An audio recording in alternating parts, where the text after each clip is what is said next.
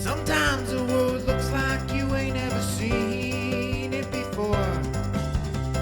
Stuck behind never-ending windows, all you need is a door.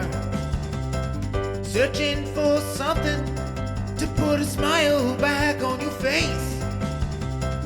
Just remember, in unusual times, it can come from an unusual place.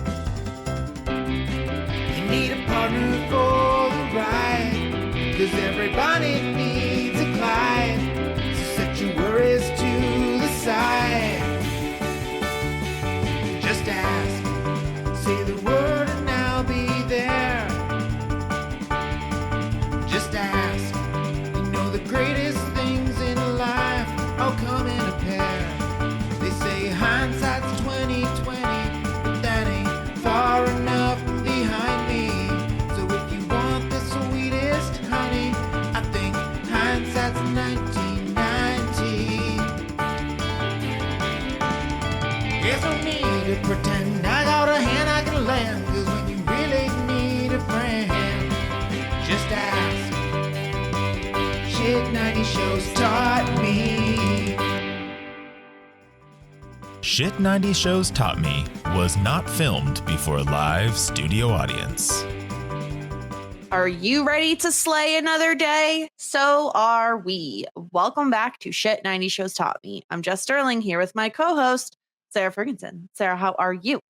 Oh, Jessica, I'm just doing so great. You know, wonderful. I'm like in a mood. I don't know. I mean, what kind of a mood? Like I'm a little crabby. Oh, great.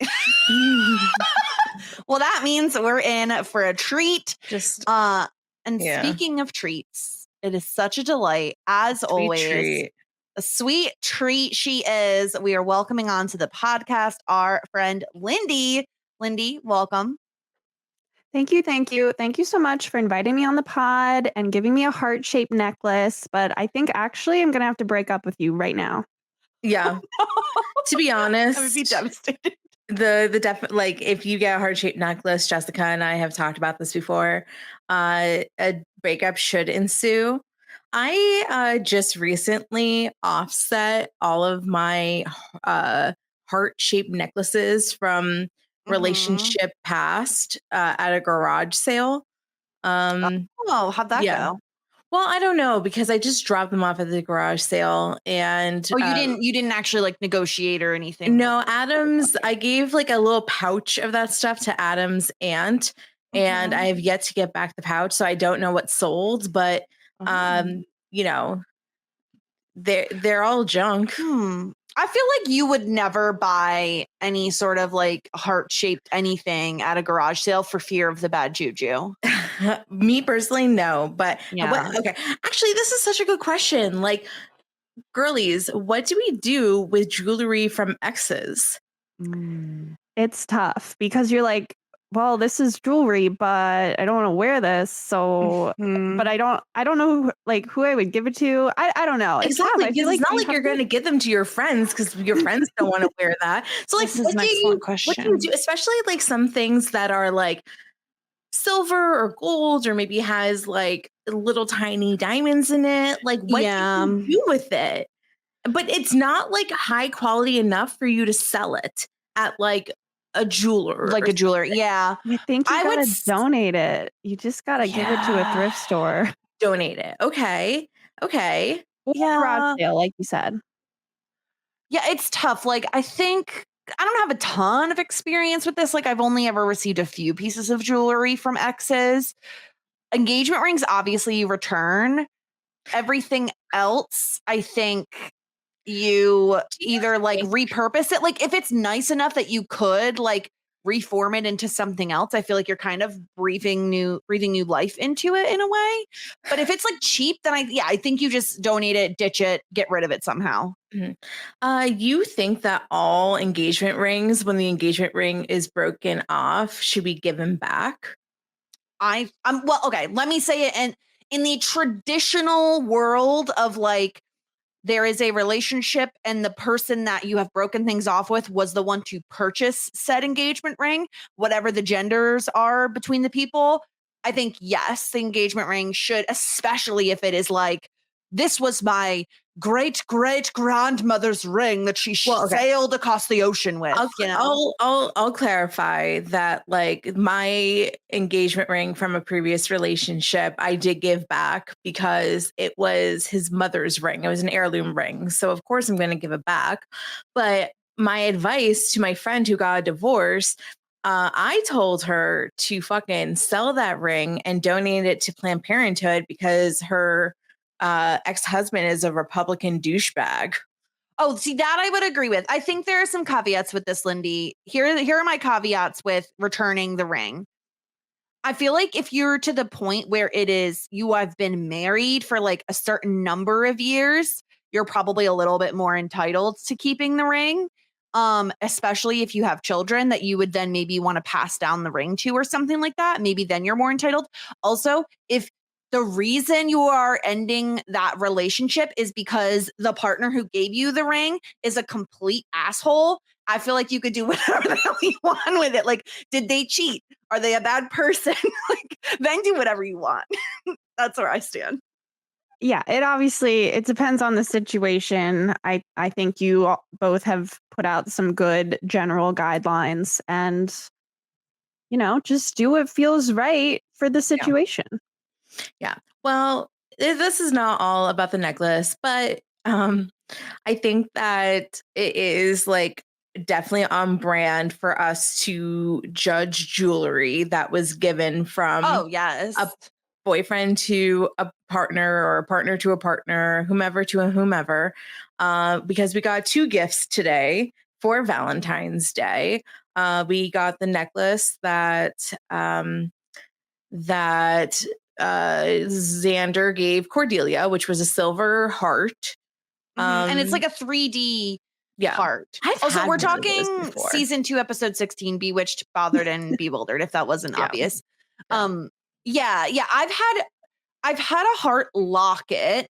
Was not given to me by like a romantic partner. I believe I got it from my parents at some point. I think it was silver, but it was a locket, not quite so bulbousy. You know what I mean? Puffy. It was like puffy, puffed. Kind of looks like a marshmallow, Lindy.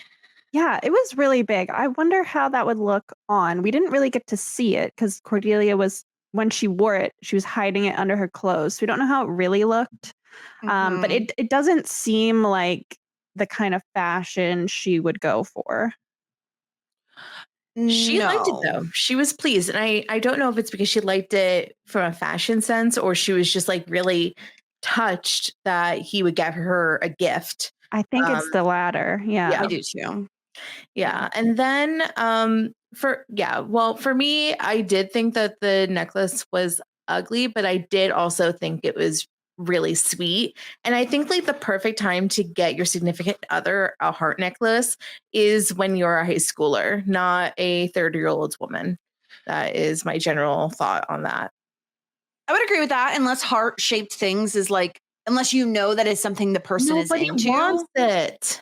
Some people might. I don't know. Not me, but some people. I don't know. And then in terms of the necklace that Spike gave Drew, it was stunning and drippy and opulent and something that I definitely can see Drew wearing. So I liked that. And I even liked it when Angela dunked on Spike and put it on her. Yeah. I mean, I much prefer the Drew necklace to the Cordy necklace, but we need to start from the beginning because I feel like we were warned by our last guest, Hannah, about how much I was going to dislike Xander in this episode. Let me tell you, lived up to the expectation. I was not happy with him pretty much from the jump of this episode because, yes, Lindy, it is so sweet that he gets her this necklace, right? And we get him calling her his girlfriend. Like, we get the like titles here, and he's having this conversation with Buffy. But like, I also really don't like that he is like, yeah, I'm with Cordelia because there's another person I'm interested in, and like that they're unavailable. So like, I guess it's fine. It's like, is this Noel or something? Who's like, well, Yeah. Sorry. But yeah, Xander has a lot of issues in this episode. And that's the first one, is just being like, well, I can't have Buffy, so I'll settle for Cordelia. Okay, they're both gorgeous. But I am on this episode because I love this episode. I think it's a lot of fun. And while, I don't agree with Xander's actions and everything, I find this really an enjoyable episode. And I'm sorry, Jess, that you did not feel the same way. Here's the thing. I liked the episode as much as I can like any Xander-centric episode, because I did get to watch him suffer. However, it was like dual suffering for me, Sarah, because while I got to watch Xander suffer, I also was forced to watch characters that would never go for Xander in a million years be like romantically attracted to him for like even just a snap second because of the spell. And that was painful for me. Yeah, I think that you're on an island out on your own here, because I thought this was hilarious on all fronts. It's every young male's fantasy to be the object of every single woman's affections, and then to have it be like, be careful what you wish for, because everyone is going to like go crazy around you. The whole thing was just hilarious. And I think that it was very funny to see Xander react to all of this. I was amused throughout the entire episode. I don't care if we get a Xander-centered episode. I, of course, have issue with the fact that, he was spiteful when Cordelia broke up with him. But also, I kind of feel like he knows that Cordelia didn't break up with him for lack of liking him. She did it for popularity reasons, which is infuriating to him and to everybody else. And then on top of that, I just like don't fault him for being like, I know what to do. I'm going to put a love spell on her, because as you know, like my favorite type of magic is practical magic.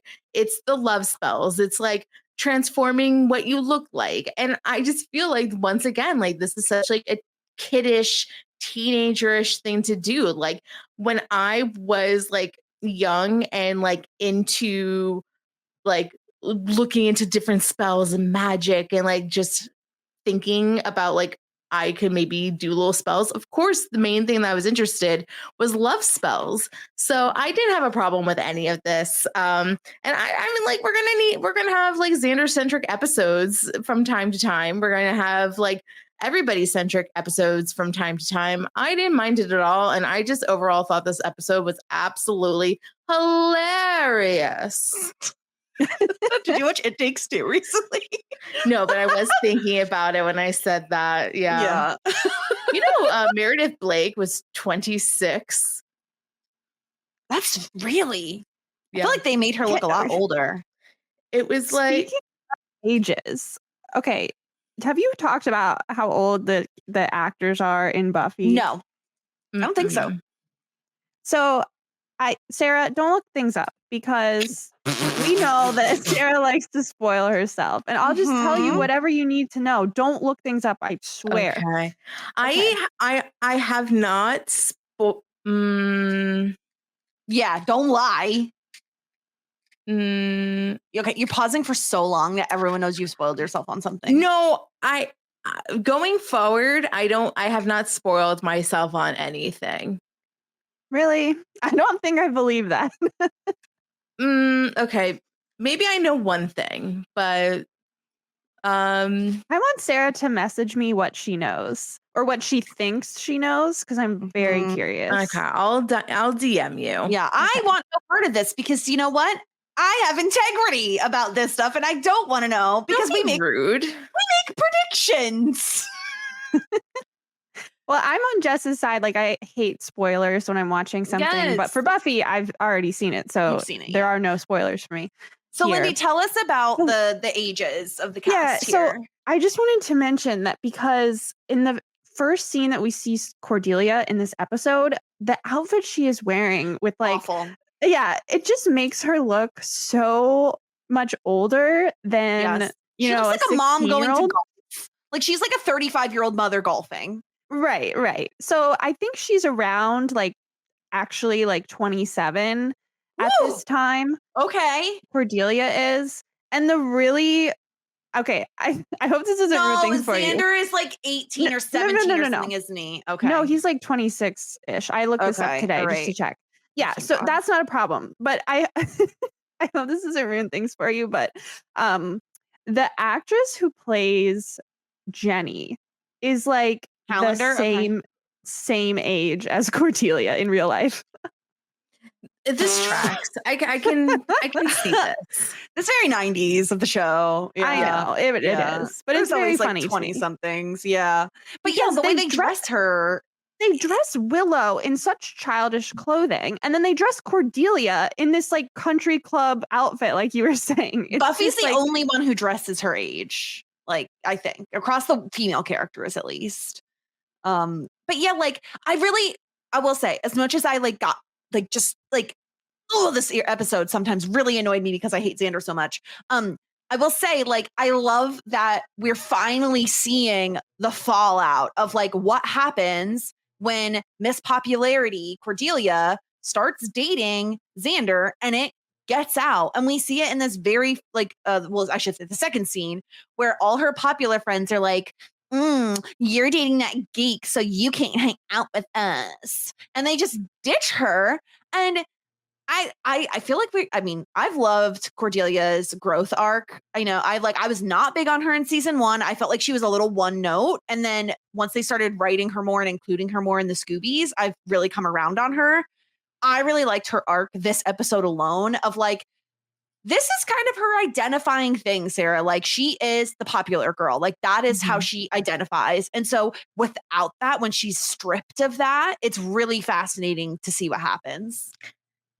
I really enjoy seeing her brain work throughout the episode of having that panic that her old friends are ditching her, realizing what it means that when she loses Xander and then has these empty friendships, and then ultimately deciding these girls that are her friends, they don't add the same amount of substance in her life as Xander does. So she's just whatever her name is, Harmony, you are shallow. Yeah. You are nothing. I will leave you. And we know for a fact, Harmony is a fucking sheep. She's a sheep. She is definitely a sheep. And she's going to come around because the most powerful thing that you can do is be fuck you guys. I'm going to do what I want.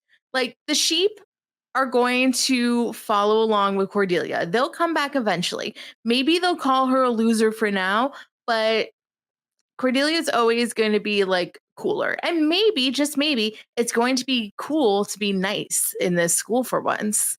Wouldn't that be nice? That'd be a strange turn of events. Well, they're all going to die anyway, so they might as well be nice to each other. It's second semester senior year. Everybody starts being nice to each other because you're all going to leave soon anyway. There's no point in bullying. There's no stakes here anymore. You know what I mean? Everybody just has to be nice to each other. So then all the losers sit with the cool people outside and then they all have their snacks together. Did you guys experience this in senior year of high school? Nobody cares anymore when you get to then. Everyone's nice to each other. I don't remember that specifically. I can see what you're saying, though. Yeah, I understand the concept, but I don't know. I don't know. I wasn't ever on either side of bullying or being bullied, so I don't know that I would have noticed as much. But I understand the concept of we're all getting out of here soon anyway, and I do think there's a bit of nostalgia baked into that as well. Yep. We're all leaving each other soon, so. Yeah, I could totally see that, but I don't know. I really love Cordelia this episode, and I just want to point out the very first scene. Buffy says, "I don't know, Xander. I just think you could do better than Cordelia," and I think she's partially right with that statement. I think she just needs to flip the names around a little bit and be like, "I don't know, Cordelia. I think you could do better than Xander." After we see what he does this episode, maybe they could both do better. Yeah, that's what I was going to say.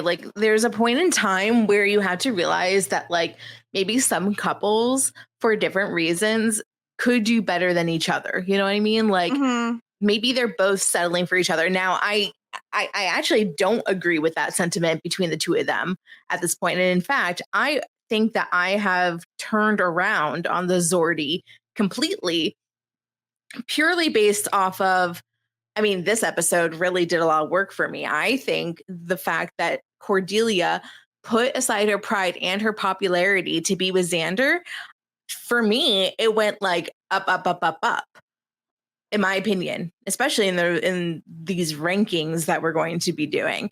Yeah, we're going to do couple rankings at the end of the podcast, but I do have a question that I'm going to need clarification on before I like fully lock in my couple rankings. And we may learn it throughout this episode, but like, does Cordelia ever find out that the reason Xander did the love spell was not to get Cordelia to just fall in love with him, but was to get her to fall in love with him so that he could then break her heart? I don't think so. No, Jess, like that's what he said, but that's not what he wanted. Like he wanted revenge. That's exactly what he wanted. I think that's just something that you say when you're feeling sour. Like I think that he wants her to like him. What do you think, Lindy? I don't think it was purely revenge. That seems ridiculous to me. It just seems like something that you would say when you're pissed. I mean, I agree with you, Sarah, that he was really angry at her. So he wanted to get back at her. So that was his kind of overall intention of revenge. However, it's hard to say if the spell worked out the way that he wanted it to and she was into him, would he have gone through with it after because right, that's what I'm asking. Like we don't see it that way. He's like, ooh, she likes me again. I'm so happy. I'm like gonna be with her. We're gonna have sex. Like there's just no way that he just wanted her to like him again. Well, but I think this is I think the answer is different if we're talking about Buffy, who he very obviously still has feelings for, but is like very much of the philosophy of love the one you're with at this moment. But like, so I think he is like so spiteful about this whole thing. Like he put himself out there. He was vulnerable. He dressed up in a way she would like. He gives her this necklace and she breaks up with him, not even just on Valentine's Day, but in public. And he knows the reason is because she wants to be popular. I feel like he is feeling so supremely spiteful that I don't think we can necessarily say he would or would not have gone through with something if this spell had worked as he had intended for it to work. Because when you saw how like nutty and goo goo gaga all these women were over him, it wasn't the same as like being in a relationship with someone. It was like pure lust. He didn't know that. He didn't know that at the time of casting the spell that's what would happen. Well, he'd know it as soon as she had the spell cast on her, because she would have been not Cordelia. She would have been a lovesick puppy. Right. But we'll debate that when we get to the character or the couple rankings, I should say. So what I was most excited about, Lindy, was we got the return of Amy after like a little bit of a breadcrumb, a little bit of seed last episode with the cheerleading statue. For those who are maybe watching for the first time with us, Amy is the daughter of the witch from season 1. And now it looks like she is also practicing a little bit of black magic. Why'd you say it like that? Because that's the Dawson's Creek way. You have to say black magic. It's just the way you have to say it. Oh, right. You guys will never get over it. I'll never get over it. I like seeing Amy back. I think that it was really smart because we got kind of the volley last episode from Oz looking at the trophies. So I thought it was smart. Like we should have seen this coming, and maybe we did partially, because he was like, oh yeah, this like trophy is like looking at me. So that was a little bit of a clue that Amy's mother / witchcraft was coming back. So I really liked that the nod that they gave last episode was purposeful. Just reminds me how smart this show is. And I really, really like seeing Amy back. I mean, as we talked about during that initial witch episode, and the times that we talked about like Charmed and not Charmed. Sorry. What am I thinking of? That witch movie that we covered. Practical Magic, but not that one. The other one, the scary one that starts with The Craft. Craft. Thank you. I love I just love a witchy moment. So whenever there's like witches involved, I get very excited. That is my choice of like, I don't know, spooky ookies, like supernatural. I don't know. Mhm. Some people are into werewolves. Some people are into magic. I'm into magic. Yeah. Yeah, I mean, I agree. I think it was really fun to have her back and have her be now she is into magic. And I think that I don't know, Lindy. I feel like she wasn't necessarily using it irresponsibly, right? Like, okay, she got away with not having it hand in an essay for class, but she wasn't doing anything that was like hurting other people. And without Xander's interference, maybe she would have just been like going on her merry way, just like getting herself some A's in classes and stuff. But Xander sees Amy not hand in a paper, and he is immediately like, oh, witchy vibes. Yeah, well, we don't know what else she's doing. The first we have seen of her in a long time is her, casting this spell on the teacher. And she might be doing a lot of different things because, as we see in this episode, she's doing these complex spells, the love spell that goes wrong and, turning Buffy into a rat. So she's clearly been working on a lot of true. different things. And who knows, what else she Yeah. can do. Yeah. And I also like having her back is one thing, but then also having like Buffy and Willow chat with her. It's like, yeah, these two they probably would all chat a little bit. They went through like some pretty dramatic crap together.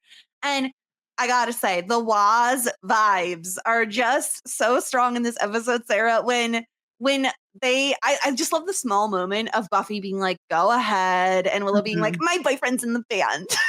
It's very cute. It's very cute. It's very cute to see Willow excited, have somebody reciprocate feelings for her unconditionally.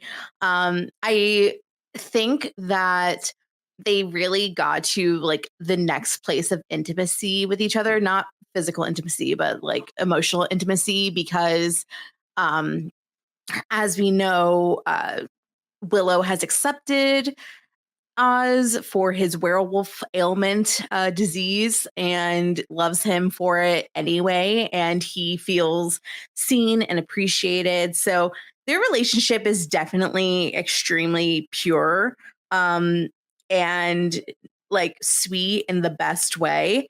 And it's really cute to see Willow very excited, want to show off her boyfriend, wanting to support him. We see Oz being defensive of or like protective over Willow this episode, which was really nice to see as well. All in all, I'm just like loving the whole Waz thing. It is really working for me. I'm so happy for Willow. This episode was so cute for her with Oz. Yeah. Yeah.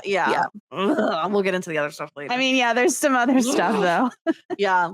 And we also learn Giles wants to talk to Buffy because around Valentine's Day, apparently Angelus, yes, every time I'm gonna question myself, Angelus goes a little bit cuckoo banana pants in like a very, very bad way. And so he's trying to like warn Buffy of this. And we get a really awkward moment between like Jenny and Giles, where Jenny very obviously wants to make amends. And Giles just is like, I don't think I'm there yet. And so he kind of like, he does a little bit of a rebut. It's like, it's not a great, a little rejection. Get her out of "I'm there. busy now, so I don't have time for you." Ooh, that was rough for her. Yeah. Can't we just ship her back to Romania or wherever the fuck she's not from Romania. We got corrected about that. Thank you very much. But wherever the fuck she's from, just ship her back. Please, for goodness sake. I don't like that she line still feeling. tries to help though. Like she is trying to help. She's actively trying to help. No, she's trying to She get had so many Xander's opportunities to like go against the Scoobies and she didn't. Like she lied, yes, but I feel like since then she's been trying to make amends. I need her to make like a blood oath promise that she is there for them. I need her to disavow her ancestors. And then maybe my ancestor's dead now. So yeah, Uncle is dead. Yeah. And Enzo, something like that. Yeah, it's a little awkward. And Giles says, I think that around Valentine's Day, you need to just stay out, don't stay inside. Don't do your patrolling as usual. But he doesn't, and this is my biggest problem, Lindy. But I see where Giles is coming from. But also, like, you need to give Buffy the information, because if she doesn't have the information, she's not as prepared for what to expect. And so I think this is where we get the, like, Giles thinks of Buffy as his daughter in a way. So he wants to protect her from, like, the information of her ex-boyfriend being a brutal, brutal monster. But this is information she needs, right? Oh, for sure. And she tells him that in this episode, like, she does it in a Buffy way, but she's like, stop being, Mr. Protector or whatever, and just tell me what I need to know, because it's vital information. Like, it's life or death information to understand how this, murderous vampire might harm you and your family and friends. Like, you need to know everything you can so you can try to, prevent that. Yeah, I totally agree. And it's the same thing about when we were talking about Kendra and the Slayer handbooks. Like, why does Buffy not get access to that? Oh, because she's not a reader. Well, have you given her the opportunity to, like, maybe discover it on her own? Like, maybe it's the sort of thing where Buffy doesn't like school appointed reading, but she likes to read her own books on her own time. Maybe it's like, oh, you have to read this book. And she's like, screw you, I don't want to read this book. That's the way I am. That's definitely the way that I was when I was in school. If you give me a book to read, I will say, fuck you, and I will read the cliff notes. But if I can do my own reading in my own time, then I'm all for it. Well, I think it's like, obviously Buffy, has these interests and just wants to be a teenager, but she does take her job as the Slayer seriously. And I think, for a while, Giles wasn't, as we saw with the difference between Buffy and Kendra, like, Giles wasn't probably preparing her as well as he should have because of her, personality and everything. But that doesn't matter. Like, she is the Slayer. She's the chosen one. Like, and she does take that responsibility. So she should, be given every opportunity to prepare herself for the dangers that are around her. Whether she takes that opportunity or not is ultimately up to her. But I think Giles should present her with every training possible. So you're saying that Merrick did a better job. I agree. I actually haven't seen the movie. Oh, you didn't? No. I thought that you did when we watched it. I thought that we got you to watch it with us. No, I mean, of course I listened to the podcast about it, but I actually haven't watched the movie. It's not that bad. Like, I think a lot ever. Oh, whoa. No. I mean, I did think that. I watched that movie like 7 times. That's because it gave Clueless vibes. That's why you loved it so much. It was very pretty Clueless. Pretty much. Yeah, Sarah, I love that. So far, do you like the show better or the movie better? It's about to hurt so many people's feelings. I like the show better.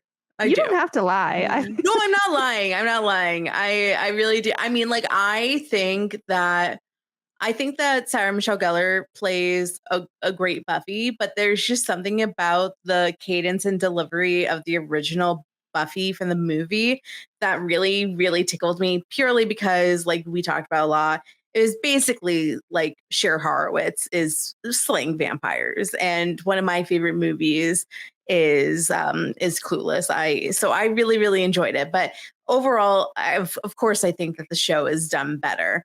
I think that the addition of the Scoobies really makes a big difference. It's the same thing. I know that the original Buffy from the movie had like that rando boy as a helper, but like having all the friends there, Xander, Willow, Cordelia, really adds to it all, like as a good, well-rounded ensemble show. All right, let's talk about the Devil's Threesome, which I did get told, I didn't realize when I read feedback previously, from Majin, I believe is how you pronounce it, on Twitter, reached out and said, apparently the Devil's Threesome is not like necessarily Drew and Angelus and Spike, but it's more of a like general term for a threesome between a woman and two men. Yeah. A woman and two men. Specifically is the Devil's Threesome. Interesting. But I felt that was like kind of perfect for them. Don't you think? Like, I just feel like we should be calling them the Devil's Threesome. Yeah. I don't know. Like, this is not like a very well-oiled polygamous couple. Like, this throuple is not a very good throuple, to be honest with you. We got like, too much ego in the room. That's the problem. They're not actually a throuple. They're just three people that like kind of hate each other and kind of like each other. You know what I mean? Like, I have not seen any sort of romantic thing between. It's a love triangle, not a throuple. Or am I just not seeing it? I think we get throuple vibes. I think we get throuple vibes, but here's where I land, Lindy. I think what we need to do, I think we need to have Drew take like a girls' weekend away, okay? And let the men work out their toxic masculinity. And by work out their toxic masculinity, I mean have hate sex. And then we can all just move on. And we could all just throuple it up in our Devil's Threesome. I don't know. I just think that it's like when you have like two male beta fish together and they wind up ripping each other and killing each other. It's just like you can't have two male beta fish in a tank. Wow, what a discussion. I don't know exactly what to say, but right now, I feel like I am not quite getting the throuple energy. I'm getting the animosity between Angel and Spike, well, Spike is clearly, affectionate towards Drew. Angel, is he affectionate towards her, or is he just doing things to make Spike upset? Mm-hmm. So I'm not getting, a romantic tension between Angel and Spike right now. I think I was getting it more so in other episodes more than this episode. No, this episode feels the same in my opinion. Angela's like the forehead kiss. That to me was very intimate. It's like a very intimate gesture to give someone a forehead kiss. And this episode very much felt like it kind of felt like Spike has a long-term girlfriend, Drew. And Drew is like, I don't want to break up, but what if we have an open relationship? And Spike is like, okay, but if I don't have the open relationship, like I'm going to lose Drew. So sure, I guess we'll have the open relationship. New guy Angelus comes in the picture. Yeah, brings her a beating heart. I've known a few couples that have ventured into this, and in all situations, the couple breaks up and the man winds up marrying the person that they brought in, or like the third person that they're dating. So, I mean, maybe it's not like every situation, but I saw in two separate situations or circumstances that's what happened. So I think it's just you have to go into it with the right attitude. Like, I think you have to have everybody has to be on board for it. I don't think this trio all have the right attitude here. No. And in my opinion, all I've been seeing is Angelus being antagonistic towards Spike and kind of Drew, because I think that he just like likes to fuck with everybody, and Spike being jealous and Drew liking the attention from everybody is what I'm personally seeing. I'm not seeing any sort of romantic throupling between the three of them. It's kind of like when people back in the day used to make like fan fiction of Harry and Draco, and they were like, their hate is really just love. You remember those times? It's that. It's just like people are making up stories in their heads and making up a threesome that is not on screen, but that's how they get their jollies. And if you want to get your jollies like that, like I'm all for it. I love that for you, but I just can't see an actual threesome between them because I think the male beta fishes are killing each other. I can see the throuple in other episodes more so than this one. I do think there was something there, but I also think when you're with people for like over 100 years, like there is bound to be tension that arises over time anyway. And we know based on Angel's history that he was obsessed with Drew, right? And so I think he's making up for lost time in a way where we have this like competition of Spike gets Drew this beautiful necklace, 10 times better than Xander's necklace. And then Angelus steps up and is like, look, I got you the heart of a little shop girl. And Lindy, I have to commend the show. I feel like, I don't know. I feel like it's pretty obvious that like Angelus is going to revert back to Angel at some point in the show. And to have him be sadistically like super fucked up and like killing people every episode and then hoping that we'll then be back on board with him at some point. I gotta commend the show for going there, you know?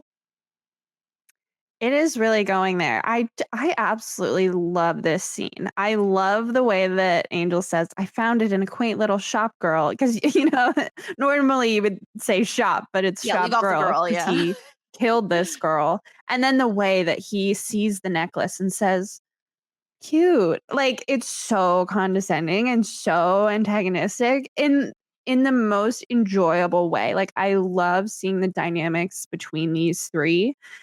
It's just incredible. Mm-hmm. And of course, Spike is getting on Angelus's case again about like, why don't you off Buffy? Like, what are you doing? Like, you're just sitting here when you could be killing her. And it seems like Angelus is like, yes, but we need poetry. It needs to be immaculate. And I don't know, Sarah, like, do you have any theories on, is there something deep down with in Angelus that is Angel being like, I don't want to do anything? Or is this just like a plot device to like put off the confrontation between the two of them? Maybe all the above. Like I don't know. Maybe it's like some muscle memory somewhere in there that he doesn't want to go after Buffy. I'm not quite sure. I think that it continues to be that Angelus likes to play with his food. He did that with Drew, tormented her for a really, really long time, so much so that she, quote unquote, went mad. So I think that, like, I'm not surprised that he's like taking a long time because he's kind of like, you know, like Scar with the mouse in the cave and he's just like throwing the mouse around. Wow. Did you hear that? No. Yeah, what was that? No. It's just like some bro with his truck. Of course Okay. it is. Yeah. So I think that that's what it is. He's just playing with his food and is prolonging it because he gets the joy out of torturing. That's his favorite hobby. I don't know, Lindy, do you have any? I mean, you might know the answer, but from this episode anyway, are you reading any sort of like under the surface Angel coming through?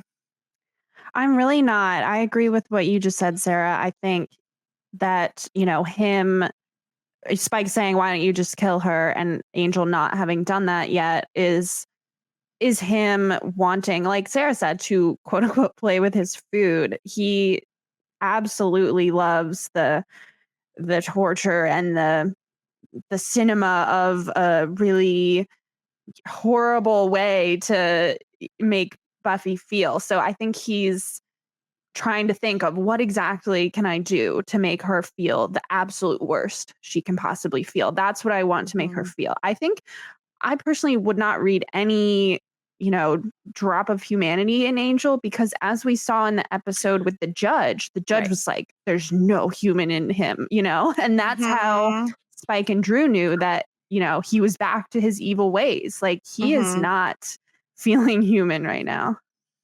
Yeah, that's a good point. So we're at the Bronze because it's a special Valentine's Day dance situation. Oh my God, that bro has the tiniest dick. Really, truly. He's just anyway. And I just love Willow admiring Oz as he plays in his band, The Dingoes Ate My Baby. That's the name of his band. And she's just like sitting there loving it. I think it's so cute. I can't get over it. Is this the first time you heard his band's name? They may have said it before, but I honestly don't remember. They probably did. I think that this is the first time that it's sunken in my head. And I think we could do better. I mean, certainly, but they're a teenagers band, you know. I don't have high expectations for any band names. Yeah. Cordelia shows up, and of course, all of her former besties completely ignore her. Xander is there, and he's wearing like a really nice suit.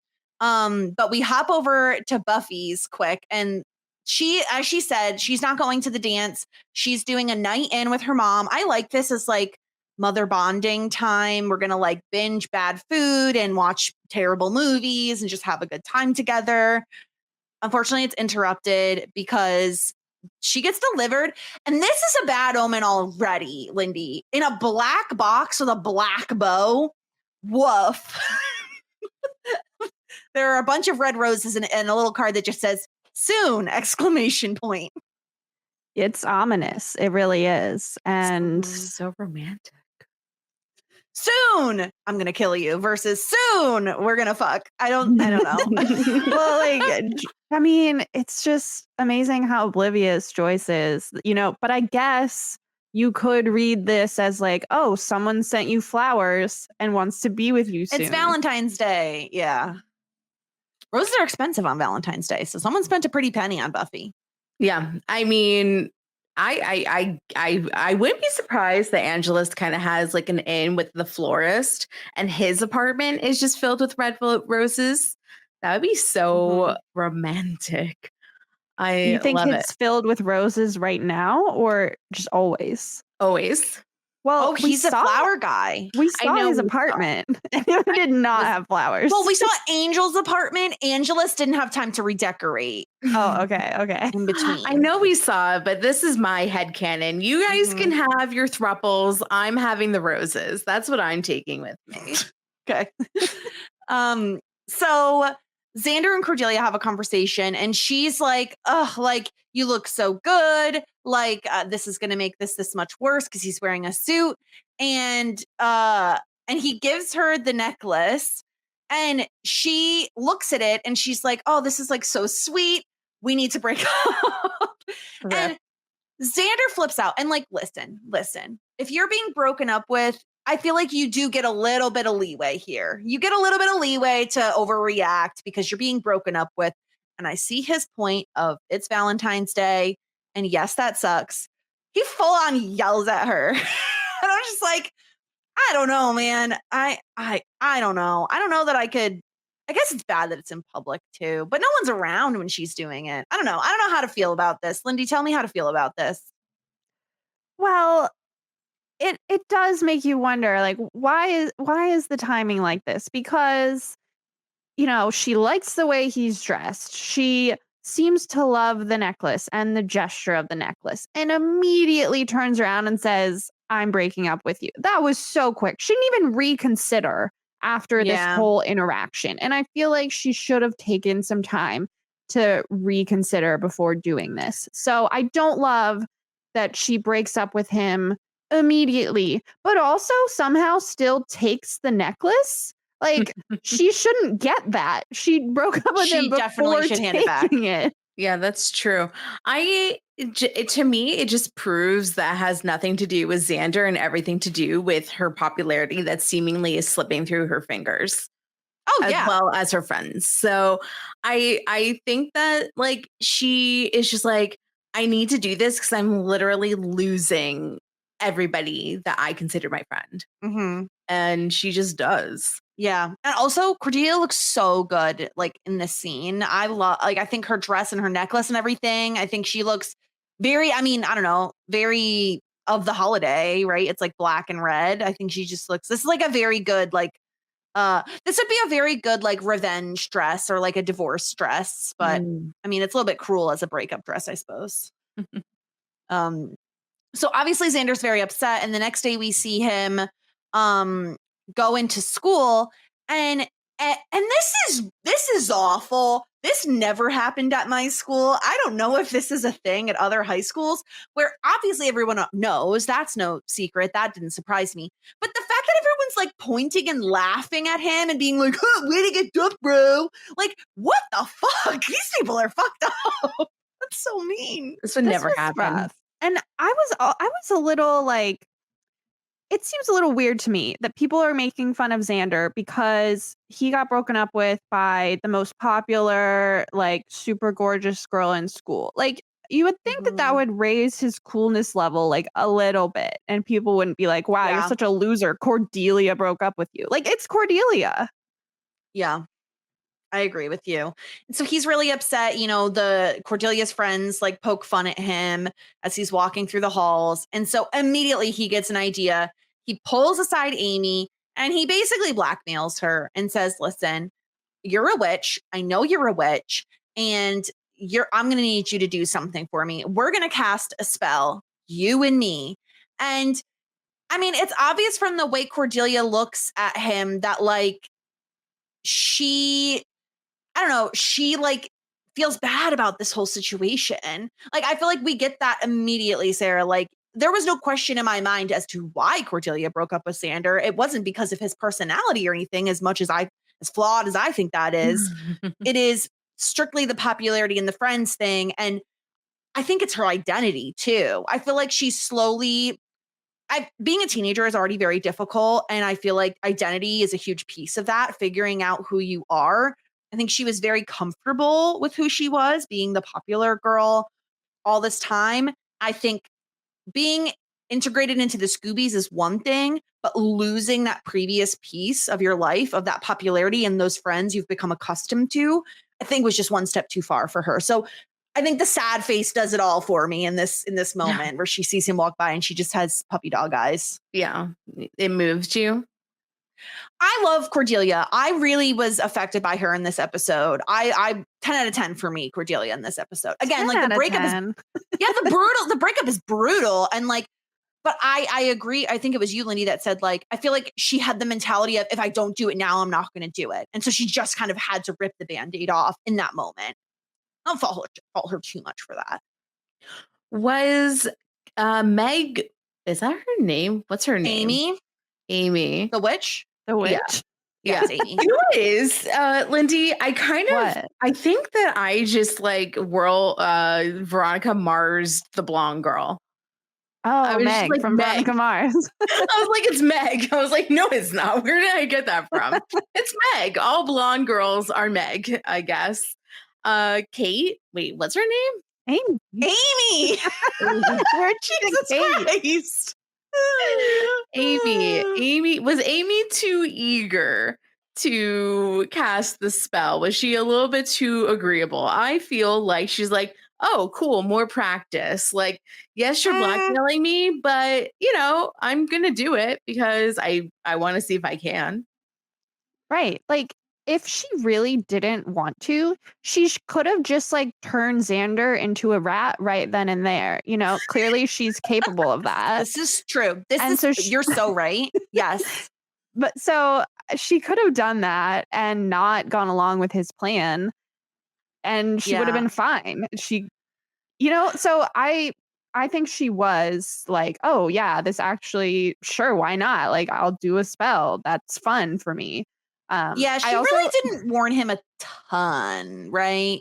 Like, she's just like, oh, but it has to be intent with like purity and blah, blah, blah. Like, she tried to warn him, but like, did she really try that hard? You know? Well, she says to him, intent has to be pure with love spells. And that's an interesting thing to think about as we talk about the spell itself and what happened with it, which I know we'll get to. But I just want to say, I love the way Xander starts the scene off by being like, you're a witch. Like the way he says it. Yeah. I think you should say it that way from now on. You're a Instead of, witch. you're a witch. Yeah. We'll take it. Yeah. So she agrees. She says, I'm going to need something of Cordelia's in order to do this. Buffy comes stomping in to see Giles to show him the note. And she goes, soon what? And she's like, enough messing around. Like, I need to know what I'm up against. And so he's like, no, you're right. Xander confronts Cordelia. He wants the necklace back and she's upset. She says, this was a gift. What the heck? And he's like, no, I'm going to melt it down for scrap metal for fillings or something. She calls him pathetic.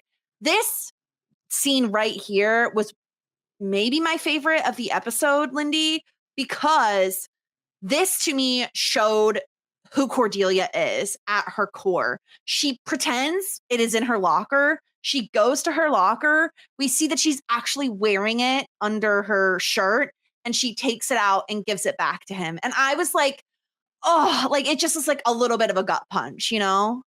Yeah, it's an emotional moment because you see that.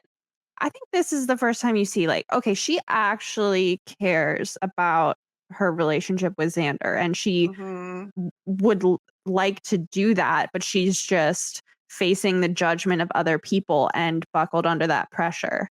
I will say, I'm always just like, why did she take the necklace? But that aside, I agree. She likes him. I know why, but like, why did Xander let her is more the question. But anyway, I think he was so flabbergasted in that moment that he was just like, I gotta get out of here. But yeah, you're right. It is like an emotional moment. You're like, oh wait, like she cares about him. Oh no. It broke my heart for her. It's like I don't know if it's I don't exactly always connect with the character of Cordelia, but I can connect with like having a big ego and having that like get in the way at times, being too stubborn and too much of an egomaniac to admit that like this hurt, like I'm hurt and I'm upset. I don't think you're an egomaniac. No, I have an ego. I have a big ego though. Like Okay. I am very much of the mind of like, if someone like knocks me down a peg or two, like it's going to take me a second to recover as much as I will like bluster and pretend that it doesn't. I don't know. I really liked getting to see the like soft underbelly of Cordelia for a minute, you know? We get a little bit of black magic here, Sarah. We get our witchcraft scene. What did you think of this as compared to some other magic moments we've seen across the shows we've covered? I like that like Xander was like forced to be like crisscross on the floor with a candle and she's like, was he like shirtless too? Yeah, and he had paint on him. Yeah, it was pretty hilarious, actually. It's like, you are my bitch. You sit there with your candle and you shut up and I will do this spell. I think that Amy is a great witch. Good for her. I'm glad that she's doing her witchy things. I wonder what else she can do besides make rats. Very cool. What'd you think? What's not to like about it? I liked it. I like making Xander sit crisscross applesauce on the ground, just holding a candle. He very looks like a child, Lindy, at this moment. It is so funny. Yeah, the look on his face. And he's like curled up so much. Totally not in control of this situation. Like at the whims of Amy, whatever she wants to do is what's going to happen. Yep. And go ahead, Libby. Oh yeah. So is now a good time to talk about, you know, like what went wrong with the spell? Like, oh yeah, I would like to hear what you guys think. Like, why do you think that it didn't work the way that Xander wanted it? Let me read exactly what Amy recited. So she has the locket. She's like waving it over the brew that she made. It's like in a beaker over a Bunsen burner. It's a whole thing. Diana, goddess of love. Is she talking about Princess Diana? Princess Diana, god of love. Love and the hunt. I pray to thee. Let my cries bind the heart of Xander's beloved. That's what she puts the necklace in. May she neither rest nor sleep until she submits to his will only. Diana, bring about this love and bless it. And that's when he blows out the candle. Let my cries bind the heart of Xander's beloved. I don't know. Sarah, are you hearing anything that is like, I think that it goes back to like Lindy saying that one particular line of like a love spell must be like pure at heart, and it makes me feel like Xander's motivations were not pure, as in like Xander did not purely want Cordelia to be in love with him. He was doing it partially out of spite and not so much of a desperation of being with her, which I know contradicts what I said earlier about it being like he really does want Cordelia with her. So I'm contradicting myself, but I think that we can all change and evolve in a matter of minutes. And I think I've evolved. I've gone to the next level of clarity. I wonder if like the wording is very strange to me, right? Like, especially when we think about this. This is supposed to be a love spell, right? I would not say that the way all the women around Xander react is love. It feels much more like obsession or lust. And the wording is, may she neither rest nor sleep until she submits to his will only.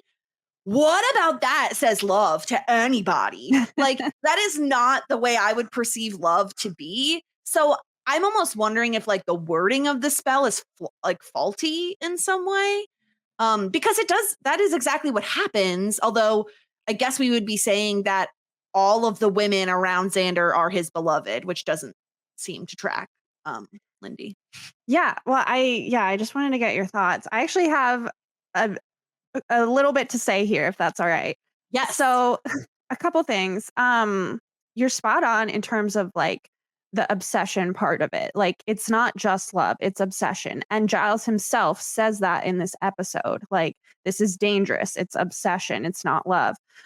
So you're spot on with that. And then, so the other thing is, I'm going to get around to my point, but so I loved your episode last week with Hannah, and I loved all of it, but she brought up this YouTube channel called Passion of the Nerd, and I've watched a lot of his videos about Buffy.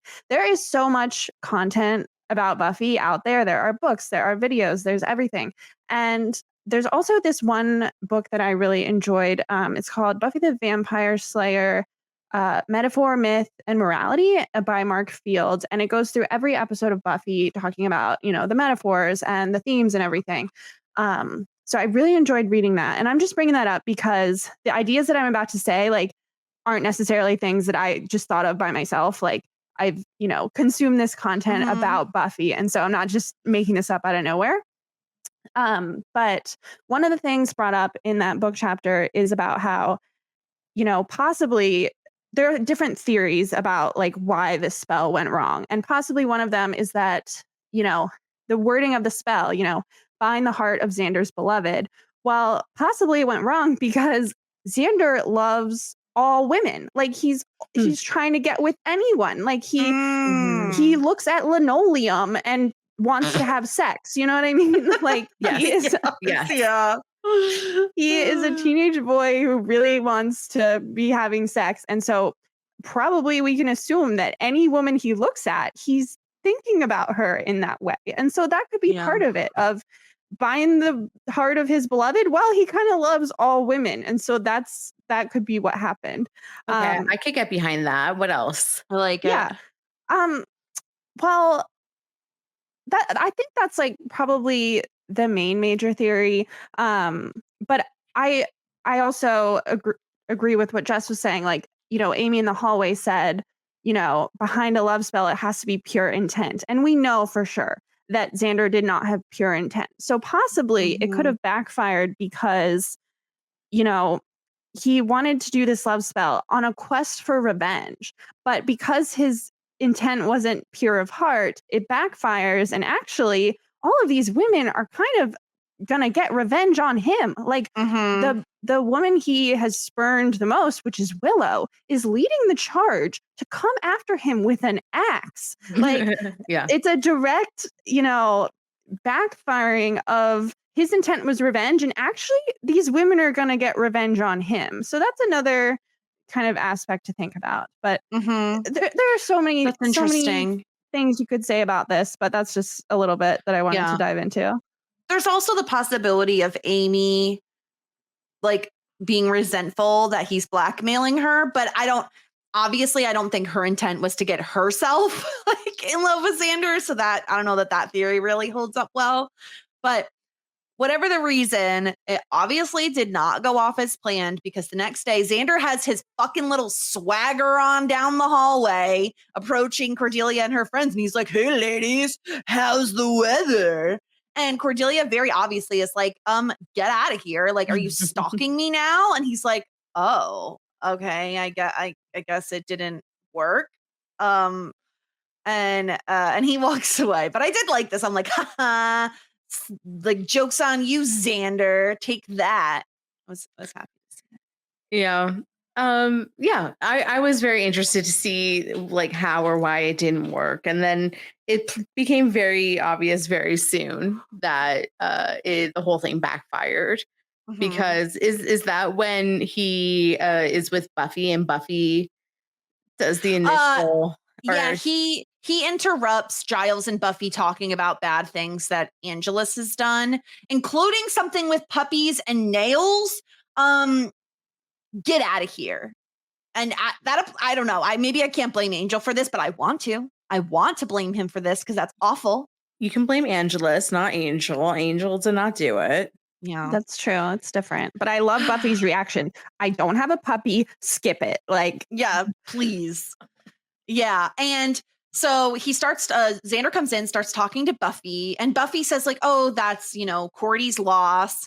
And so all of a sudden, I'm getting a bit of an icky feeling because Buffy starts going like, "Oh, we should do something tonight. We can comfort each other." And she has this like weird little smile on her face, and I'm like, "Oh no!" And so originally, what I was thinking, Lindy, was, well, Xander's beloved is Buffy. So he cast the spell on Buffy, not Cordelia. Like I wasn't exactly expecting all of the women in the world, but I was thinking that we saw Buffy handle the necklace. So I don't know, like maybe Xander like initially bought the necklace for Buffy and he repurposed it. I don't know. Like, that was kind of like what I was thinking about when this initial thing before Amy comes around like and is hitting on him and Miss Calendar and then every single other person. Like that's what I initially thought. I initially thought that worked directly only onto Buffy and it had to do with the handling, touching, or buying of the necklace. That was my initial theory. Yeah.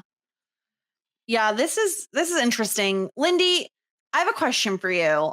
And it's, if Amy doesn't walk into the library when she does Xander let Buffy kiss him in this moment? Because she's getting so close to his face.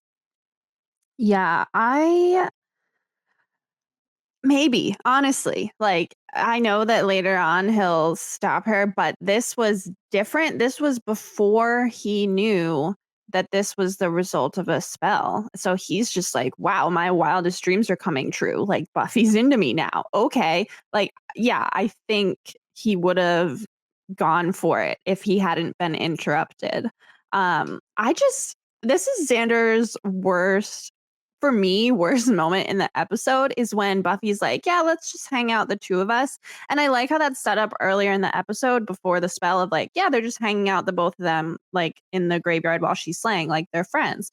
So right when she says like, oh, like, let's just hang out, the two of us tonight, that, that has precedence for being normal. But then Xander makes it so weird by saying, well, is lap dancing on the table? Xander, no. You do not say that to your friends who are not romantically interested in you. Like, why would you say that? No. Hey, we're going to hang out tonight. What about lap dances, though? I would never say that to any of my friends. I just wouldn't do it. And it's like, what? He says repeated comments like this. And it's like, Xander, why? It's awful. Yeah, I mean, it was inappropriate. Absolutely. I thought that he probably could have acted on it, so I didn't totally, get out the pitchfork at this moment. But yeah. Yeah, and I think if I'm going to give him any sort of credit here, I don't think it's dawned on him yet that the reason Buffy is doing this is because of the spell. Like, I think he's just like, whoa, what? I'm so lucky. All of a sudden, Buffy's in. I think he's thinking with his dick, not his, like, intelligence of what he has of it. And so Amy interrupts them, pulls him out, and she's like, oh, I just really enjoyed spending time with you. Like, we don't have to do spells or anything. And Amy's like, oh, well, I don't think the spell worked. Maybe we can do this again. Like, I'm so new at this, blah, blah, blah. We can hang out. And Xander's looking at Buffy through the little window in the door, and she's licking her lips, looking at him. Like, it's getting weird. And then all of a sudden, all these other women are like, oh, hey, Xander. Oh, hey, Xander. Out of nowhere, women we've never seen before. And it's so weird. I mean, was just really funny. Just seeing his wildest dreams come true and then realizing how much of a horror story it can become. It was very entertaining for me. And I have to shout out the music in this episode. The music that starts when Xander is realizing what happened and all these women are interested in him. It's very funny. It sets the mood of this is funny, but also oh no, what are we going to do about this? And then throughout the episode, I think the music works so well. Yeah, it's kind of like a horror movie-esque in some moments too, with the anticipation. Because he gets freaked out when he goes home, and this is our first look at Xander's bedroom. He has an acoustic guitar, which sure, Jan, I'm sure you play that. He has pool cues hung up on his wall, or not not cues. What are the things? No, he has the triangle thing up, the guide for the balls that's up on the wall. I don't know why. He does have the word sheep written in red marker on his wall, which is strange. Creepy. He has an Elvis head. Don't know what that's about. He has an X-Men poster, which our friend Todd the librarian pointed out. He has a big plastic bug on his wall. And I don't understand why literally anybody would want that. Too much. For the good memories. Awful. Of the teacher. That it's a praying mantis. Yeah. Yeah. He's like, you know what? I almost lost my V card that week. So, so close. Gonna keep my memes close. He also has a basketball hoop up on the wall and a car poster, which didn't help in me liking him at all. And you then like car posters or anti-car posters. I just am not. I'm not. I've never been a person who wanted to date someone who was into cars because it's I philosophically do not understand it.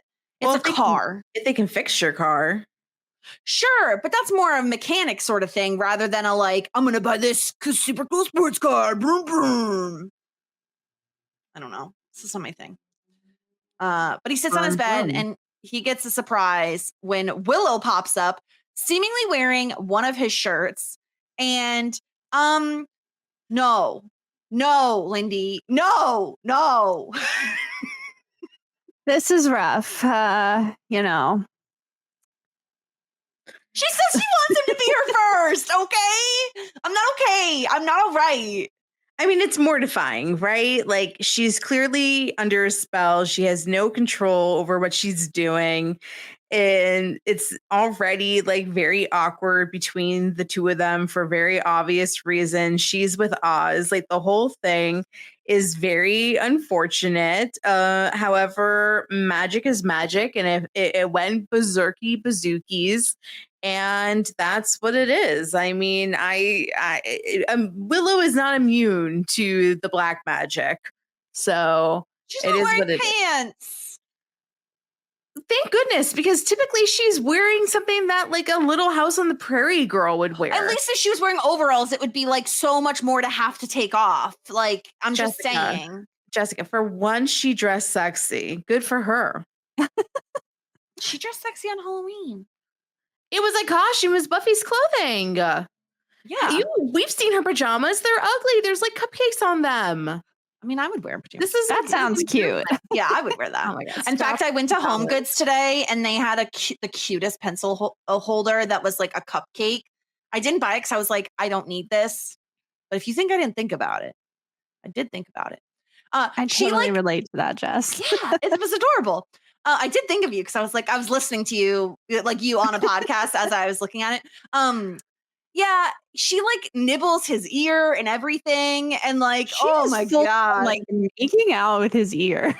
Men love ear stuff. Okay. I don't think either of us is going to respond to that. If you know, you know. I don't want to know. I don't want to know. I've never come across a man that doesn't. So anyway, okay, we're back at school the next day, and Cordelia cannot win. She breaks up with Xander to please her friend group, and now they're like, "We can't believe you broke up with Xander. You're so stupid." They're the worst because they're sheep. Harmony's a sheep. They are sheep. Yeah. Sheep is multiple sheep, and then one sheep is a sheep. I think so. It's so. Like deer. I think deer is just deer. Yeah, sheep and sheep, moose and moose. We can look it up. I mean, that's not a spoiler. I thought the multiple of moose was meese. I love that very subtle shade of you can look up sheep. That's not a spoiler. At least that's not a spoiler. Lindy, did you get my message of what got spoiled? Oh, I got your message. Are you mad at me? I'm not mad at you. I mean, what you think you know is what you think you know, and we'll see. Can I just say, I love this era that Lindy is in right now. If you don't listen to Whirlwind Podcast, you need to do it. Specifically, the Pushing Daisies podcast is what I'm referring to. Lindy is in her hater era, and I couldn't be more happy about this. I love it. I love Spicy Lindy. It's the best Lindy. Thank you. I appreciate Lindy's that. She's like a Sour Patch Kid era. Reputation era. Yeah. Yes. But not for this episode. I love Buffy so much. So it's refreshing to come on this podcast and be like, I love this. Yeah. Xander's in trouble. He's walking down the hallway. All the girls are fawning over him. All the guys are giving him really dirty looks, which is really funny to me because I almost wish the guys were obsessed with him too. But of course we can't do that because it's the 90s. Oh, that would have been fun. Yeah. I would have really appreciated that, especially because he's such a homophobic jerk in like last episode. So Xander goes in to tell Giles and I just Giles. Giles gives me the reaction I was looking for because he tells Giles, like, I made a mess. Amy did witchcraft. I made her do a love spell on Cordelia and it backfired. And Giles is so pissed off. He is seething. He's just like, you are a child. You're a fool. Like, what are you doing? Do you have any idea how serious this is? Like, yes, this is like energy I wanted, Lindy. This is exactly the energy I needed. I do love the disgust that Giles has for Xander in this episode, but I equally love Xander's response to Giles, like, how could you be so foolish? And Xander's like, oh no, I'm twice the fool it takes to do something like this.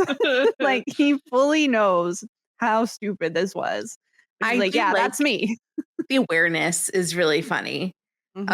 For me, and this is how mad Giles was at Xander. And she's like, I feel like Giles is like, please, for goodness sake, children, I just want to have one normal week where we just can focus on the Drew and Spike and Angela's thing. One normal week. Please stop fucking around. And then you have like these like rando kids being like, okie dokie, I'm going to do a love spell today. And it's like, no, please. All I want you to do is please just like concentrate. We have big things to do. And Xander's like, okie dokie, I'm going to get my necklace over here and put on big spells. And it's like, oh God. I think the comedic timing in this scene was one of my favorites as well, because while they're having this very serious, heated conversation, Miss Calendar comes in and like she's also under the spell. And so she's like, touching Xander and like touching her hair as she's looking at Xander. And What a Xander's slut. looking from Giles to, she's under a love spell, Sarah. You can't be mad at her. She's a skanky whore. I've been saying she's a Oh my skanky, God. lying, hoary whore. Okay. I just love the comedic moments in this like this specific moment. I thought was so funny, especially when Giles has to come back and get Miss Calendar so that she's not left alone with Xander. It's a mess. It's It's a mess.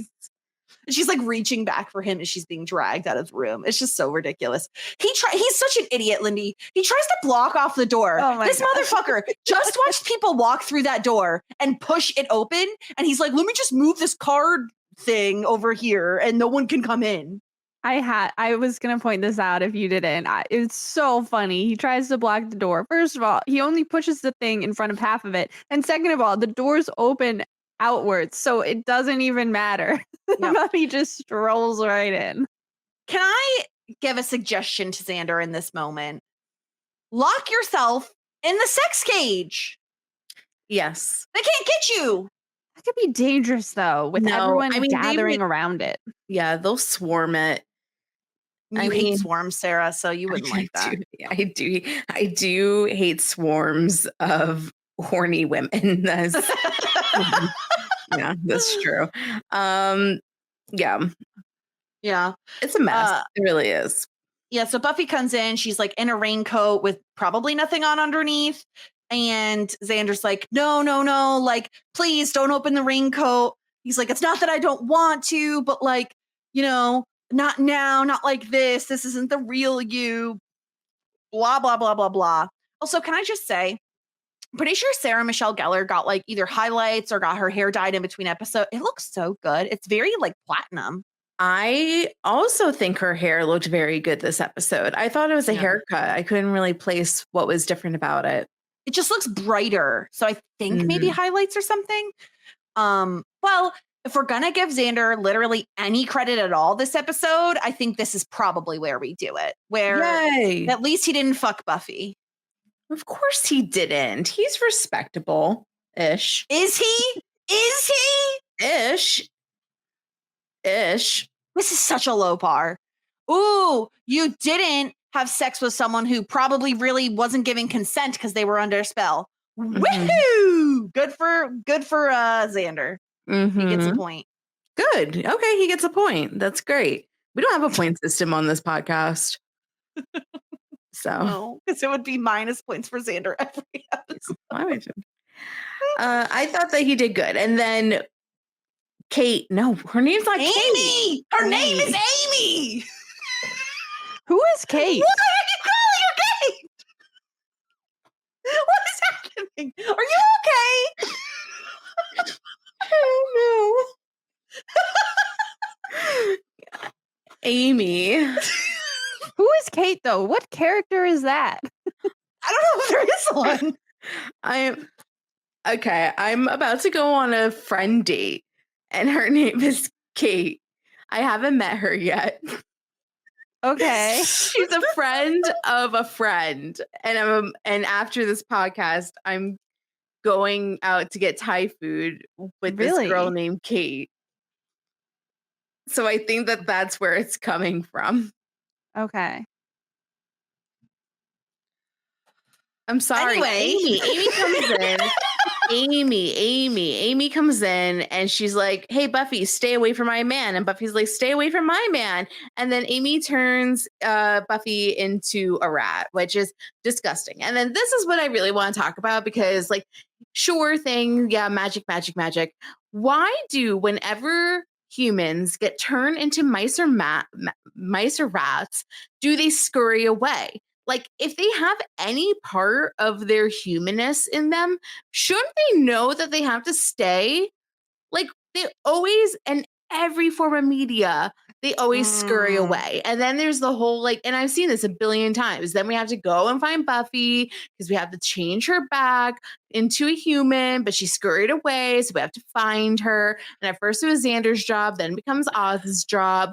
But it's like, why? Why do all the rats scurry away? I think this is like to speak in D&D terms, I feel like this is the difference between the polymorph spell and like wild shaping as a druid, in which polymorph, you change into the animal. So therefore, Buffy is no longer Buffy. She is a rat and she thinks like a rat, and rats scurry. But versus does she wild shape, she remember? keeps her. She remembered later, yes, but she says to Xander, like, I thought cheese was what she thought. when Oh, got she thought turned. cheese.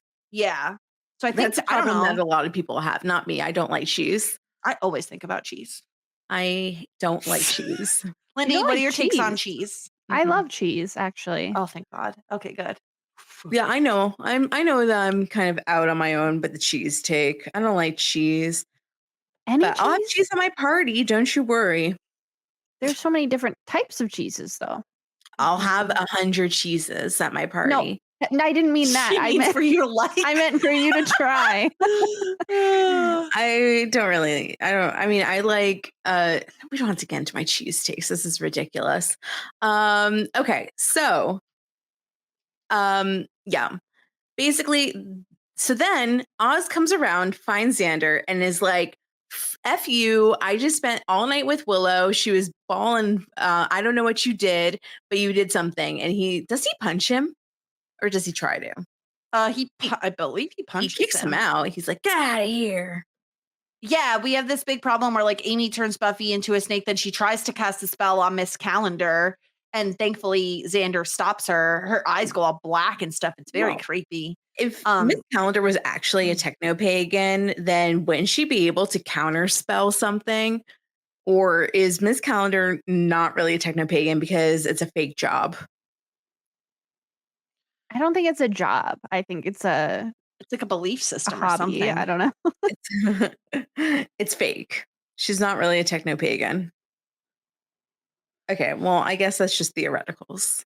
Also, I think she's under a spell right now, so I don't know. Maybe she can't perform magic as well. I don't know. I have not seen her do anything besides Google. It's true. She's a hacker, just like Willow. Yeah, so this is when Oz comes in, punches Xander, and he's like, oh my God, that hurt.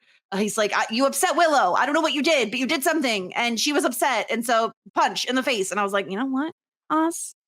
Good on you. Good on you, bud. I love Oz in this episode. You know, he's very defending Willow. And then he just, without question, is like, yeah, I'll go find Buffy the Rat. Yes, I like that he takes on a job. He's a go-with guy. He doesn't ask questions. He's like, you need me to find Rat Buffy? I'm on it.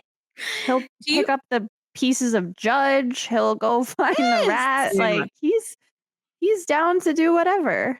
Do you think that his ability to sniff and smell is greater than the average human because at times he is a werewolf? Ooh, I love this. I'm going to say yes. Yeah. He eventually finds Rat Buffy, but she's very elusive. He follows her into the basement. Just scurries, runs along. Yeah. And I love Giles saying to Xander, get out of here. Get out of my face. It's a little dramatic. I love it. I love how mad Giles. Yeah.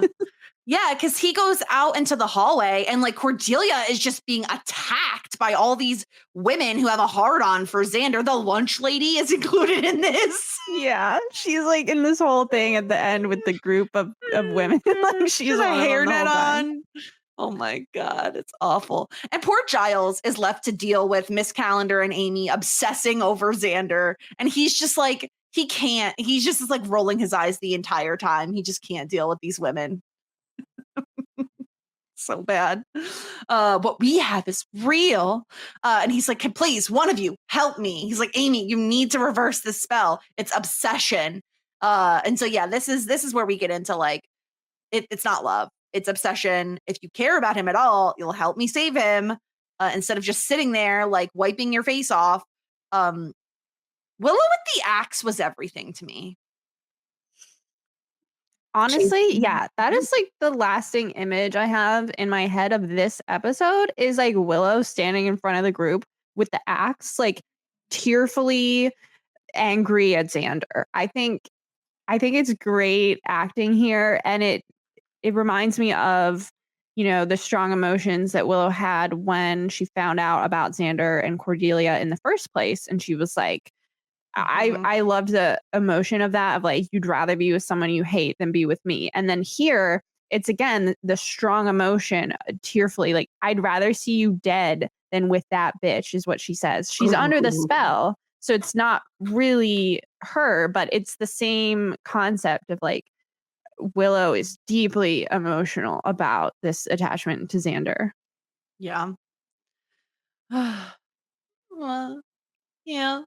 I just feel so bad for Willow because, like Buffy says later, like, this is the worst for her to have to, like, because she, like Buffy says, like, she remembers everything. So it's not like those memories are wiped away. Like, Willow is going to know that she chased Xander with an axe, being like, I love you. Like, It's that's humiliating. awful. Yeah. And it puts her in a bad position with Oz as well. Like, I mean, he can understand that it is a spell, but also it's like, it's really, really tough because deep down there are some genuine leftover feelings between Willow with Xander. So At least very Oz is in the awkward. know. You know what I mean? At least she doesn't have to be like, oh, nothing to see here. Like, he's aware of all of this stuff. So that's good.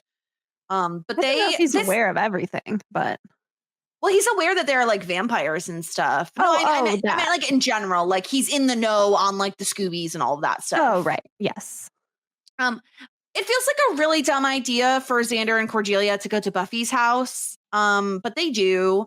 And there's Buffy's mom, who, of course, is also obsessed with Xander, like rubs his shoulders. And he's so fed up with it. He just puts his head on the table and goes, whatever. I loved that. Yeah. Yeah. Cordelia with the line, Sarah, this also gave me Clueless vibes. Make me yak. Yeah, I love how Cordelia is like, please, this is disgusting. Like, Buffy's mom is hating on you. Like, it's ridiculous. She's like, get out of here, you old. Yeah. Keep your mitts off my boyfriend. Former. And she like demands an explanation.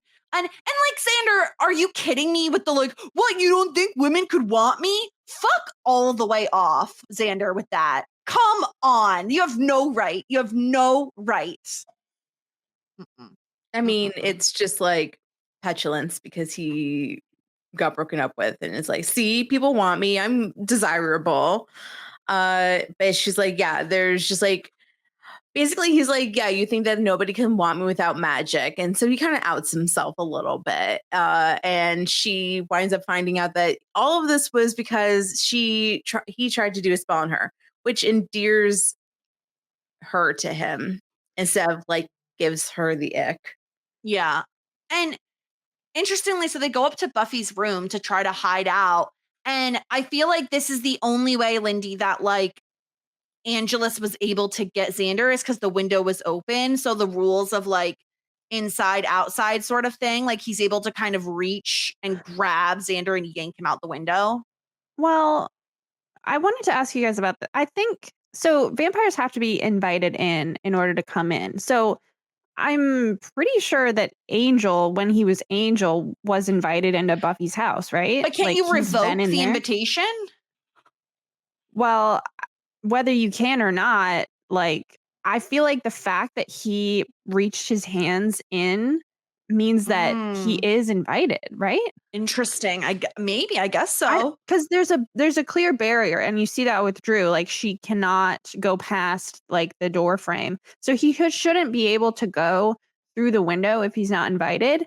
It doesn't. It shouldn't matter if the window's actually open or not. It should just matter if he's invited or not.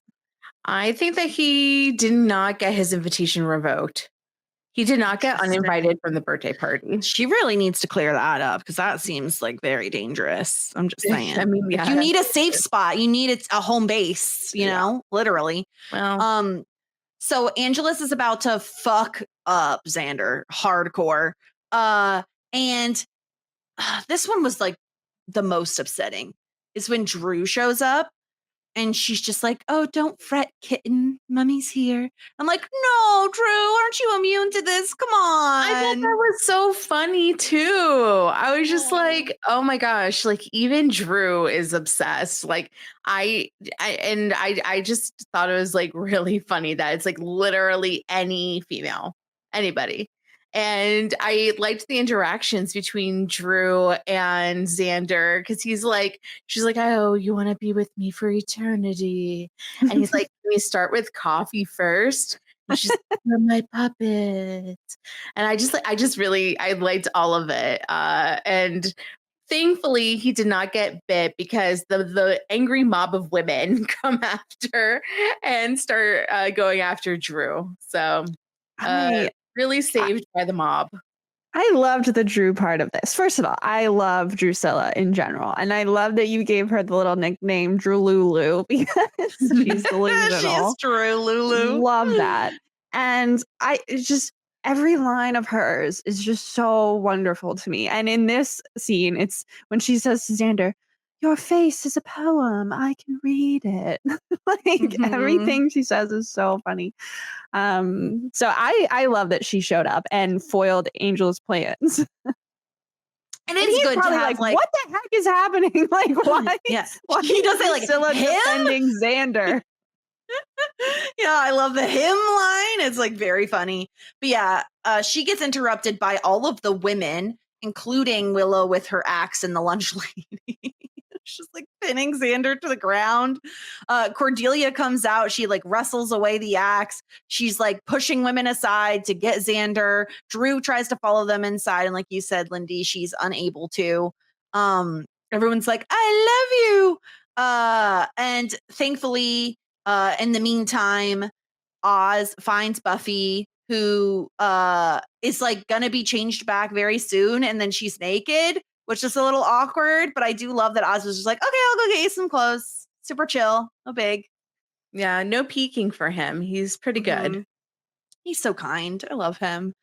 So I thought this was really interesting, and I really like the kind of full circle moment, Lindy, of like Xander and Cordelia having to lock themselves in the basement because that's where they had like that kiss and like that kind of started everything. So they're in the basement. They're trying to like nail the door shut and everything. And Xander says, none of this would have happened if you hadn't broken up with me, but you're so desperate to be popular. And Cordelia says, I'm not the one who embraced the black arts just to get girls to like me. Congratulations. It worked. And he blames her for this, Sarah. He says it would have worked just fine, but your hide's so thick, not even magic can penetrate it. And I think this is where Cordelia, like kind of her exterior melts a little bit because she thinks, oh, you just wanted me to fall back in love with you. That's why you did this. I think that like maybe there's a part of her that is like, is that true? Like, am I as heartless as you say I am? Because she doesn't know why it didn't work. Like, we barely know why it didn't work. So maybe she's like, gosh, like, is this true? Like, am I just like a sheep, like Harmony? Like, do I have nothing in me? I don't know. Well, I wonder if also too, like, Lindy, we've seen in other episodes, like Cordelia complaining that Xander's always talking about Buffy and Willow. And so I also wonder if she's like, am I just your third option? Like, is that the situation here? And so she's surprised to hear like, oh, wow, the love spell was for me. That's totally valid of her to think because he is openly admitting like, oh, I'd be with Buffy if I could. So like, I'm like, that doesn't feel good to think that he's looking around at his other options while he's with Cordelia, which she has said is like how she feels. So yeah, I think her heart warms a bit when she realizes like he did this for me. Like and it went horribly wrong, but like the reason he did this is for me. But I agree, Jess, you said this way earlier, but I don't think she knows like, oh, he said he wanted to do this to get revenge. I don't think that's part of the equation in terms of her feelings. I don't think she finds that out really. But yeah, I mean, she's flattered by that. Yeah. Yeah, and all of this stuff is kind of happening simultaneously where Buffy as a rat is getting closer to like a rat trap with cheese on it. Giles is working with Amy on reversing the spell, and all the women are starting to fly down into the basement. And I'm not gonna lie, I freaking died at Willow with an axe. We have Joyce with a large kitchen knife, and the lunch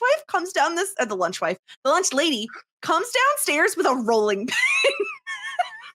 It's a really good weapon. They are heavy. And they're just like trying to go after Cordelia, right? That's what they're up to. Yeah, they're just trying to get to Xander. So Giles is doing. Yes, go ahead, Lindy. So I think Sarah's asking, like, are they trying to harm Cordelia? Is that what you're asking? Mm-hmm. Or are they trying to harm both Cordelia and Xander? I think it might be both, because when Willow had the axe earlier, she was like, I'd rather see you dead than be with Cordelia. So I think they might be going after Xander too, not just Cordelia. That's interesting. They're all like grabby hands and going, I love you, I love you. It looks like they're trying to like rip him away from Cordelia. But like, again, they're all eventually just going to tear him apart like, with all the people pulling on him. We don't really get to see much of the reverse spell. Like, all we really hear is Diana, goddess of love, be gone. Hear no more thy sirens song. And that's basically it. They put the pendant like in the brew, and then it's like all this energy. Buffy turns back into Buffy, and all the women kind of realize like, the fuck is going on? And this is like, what, the third time now that Joyce has been like involved in some sort of like hellmouth shenanigans? At least. Yeah. I mean, it must happen all the time.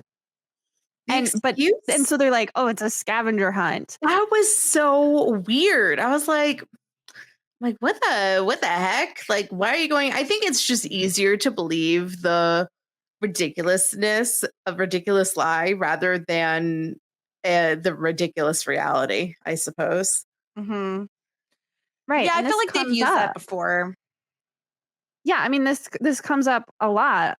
Well, in this episode, and it's come up before, of like, okay, we're just gonna give this explanation for what happened, and like, oh, it just seems like everyone accepts that over and over. Like, okay, yeah, it was, people on PCP who broke into this back to school night or whatever, and it's like, here it's like, oh, we were doing a scavenger hunt and just ended up here. But it brings up an interesting question with Buffy talking about her mother. Like, is she just repressing all these memories, or does she actually buy what people are selling?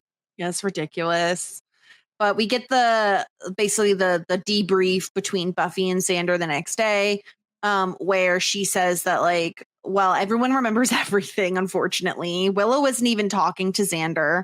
And Buffy's like, you're going to need to like grovel, because this was worse for her than literally anyone. So you're going to need to like really, really get on your knees and beg for her forgiveness. I mean, she's humiliated. Yeah. Like, she probably just doesn't want to show her face to him. Yeah. So not surprised. But they're going to work it out. They'll probably work it out by the time we see them next episode. Yeah. And Buffy does give him some sort of credit for like not just having sex with her when he had the opportunity. And if it was any question before, she knows for real now that like Xander is obsessed with her, because again, she remembers everything from when she was under the love spell. I don't think it was a question before. I don't think so either. That was clear. It's like, is very, very explicit at this point. I do think they lay it on a little too thick at the end here, with Buffy being like, you're great because you didn't take advantage of me. Like, it was a bit too much of that, though I think it makes sense to acknowledge it in some way. It just felt a little too much to me, but yeah, it's like, punish him a little bit more, Buffy, please. Like, it's your fault that you almost had sex with him and got turned into a rat. So, and then ended up naked after you were a rat. Like, I wouldn't be so forgiving so quickly. I'm just saying. Yeah. Because Xander sucks. Xander's going down the stairs. He bumps into Cordelia and her friend group. And Harmony, like, lays into him. She said, and this is interesting because we don't hear a lot about Xander's family. And she says, I'm glad your mom stopped working at the drive-thru long enough to dress you. So we know his mom worked at like a fast food restaurant. Did we know that before, Sarah? I don't remember. I don't think we know much about anything to do with Xander's family. Yeah. So that's interesting in terms of like his economic background. Like there's a bit of like obviously classism in a lot of popularity situations. But this is a bridge too far for Cordelia. She tells Harmony to shut up. And she calls her a sheep. She says, all you ever do is what everyone else does just so you could say you did it first. And I'm way cooler than you are because I'm not a sheep. So I'm going to do what I want and wear what I want and date whoever the hell I want, no matter how lame he is. And so she like grabs him by the arm and they walk away and she's like, oh my God, what did I just do? I loved it. I really, really, really loved the scene. I love that she stood up to Harmony and the other girls. It just really worked for me. And I really liked that ultimately she chose Xander because she likes Xander. She wants to be with Xander. And like I said earlier, just it all really just worked for me. And it like bumped me up in my liking of them as a couple because I've kind of been a little unpassionate about them. Mm-hmm. Just a little like, yeah, but I'm more than right now. Lindy, what did this do for you in terms of your Zordy shipping? Well, up through this episode, I do think that this episode bumps them up in terms of the relationship rankings. I think before this, they were just at each other's throats and attracted to each other, but we weren't getting any sort of kind of deeper feelings or any explanation of that. And this episode did explore their actual emotions for each other. And while it was a bit of a mess, we see a lot of moments of Cordelia really the way that she feels kind of secretly to herself about Xander. That was very illuminated in this episode. So I'm glad we saw that. And I do think that it, makes their relationship stronger in our eyes right now. It's so interesting because I feel like I was higher on Zordy before this episode. And it's probably because I'm still really upset that like Cordelia does not have all the information. Like she gets back together with Xander, but she has no idea that the real reason he wanted to cast that spell was for revenge because he was so pissed off. Like, I don't know. Like it really bothers me. I feel like Cordelia makes big moves in this episode to be like, I'm giving up these, shitty friends, but like that was where I was comfortable. I'm giving all of that up to be with you. And she doesn't even know the full truth. Like it's shitty for her. But that's our episode. Let's do a couple pieces of feedback, then we'll do our couple rankings. We got an email from Tara as feedback from the last podcast with Hannah. She said, Hannah's my new favorite guest. I identify so much with her bisexual story and thoughts. And apparently Larry is one of her favorite reoccurring Sunnydale high school characters. So I'm assuming we're going to see more of him because we've only seen him twice now. He will show up again. Yeah.